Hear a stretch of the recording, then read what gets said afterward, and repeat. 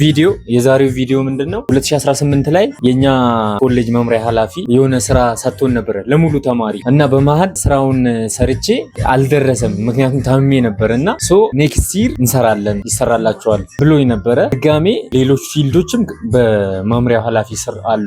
ዲጂታል ፎረንሲክ የሚባል የዲፕሎማ ኮርስ አለ። እነሱም ከኛ ጋር ናቸው። እኛ ደግሞ ኢንፎርሜሽን ቴክኖሎጂ ዲግሪ ተማሪ ነን። ስለዚህ የዛኔ እሱ ያዘዘው ስራ ምን አይነት ስራ ነበረ? የምንጠቀመው ስትራይፕ አለ እንደ ሚሊተሪ ማለት ነው። አንደኛውን ኮርስ ከሌላኛው ኮርስ ለመለየት የምንጠቀምበት ማለት ነው። ዲዛይን አድርጉ የምትችሉ ልጆች ካላችሁ ብሎ ነግሮን ነበረ። በወቅቱ ያው አልደረሰም።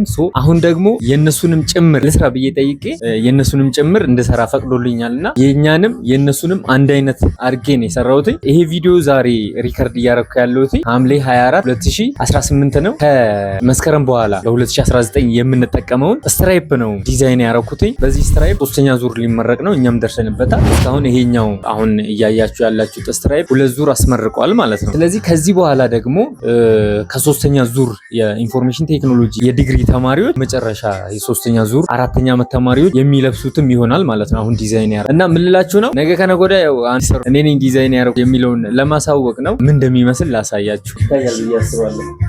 በእርግጠኝነት በጣም የሚያምር በጣም ውብ የሆነ ዲዛይን ሰርቻለሁ ብዬ ነው የማስበው። ከበፊቱ በጣም የተሻለ የሚል እምነት ነው ያለኝ። እኔ በጣም ወድጄዋለሁ። እንግዲህ ወደፊት ደግሞ ታዩታላችሁ። ይታያል ብዬ አስባለሁ። ይሄ የኢንፎርሜሽን ቴክኖሎጂ የዲግሪ ተማሪዎች የሚጠቀሙት ነው። ይሄኛው ዲጂታል ፎረንሲክ ዲፕሎማ ተማሪዎች የሚጠቀሙት ነው ማለት በጣም ያምራሉ እንደምታዩቸው። ከዚህ ውስጥ እንግዲህ ዜሮን እና አንድ የትኛውን ኮምፒውተር ዜሮስ እንደሆነ ሊረዳ የሚችለው ይሄ የምንጠቀመው ፒሲ እሱን እንዲወክልልን ነው።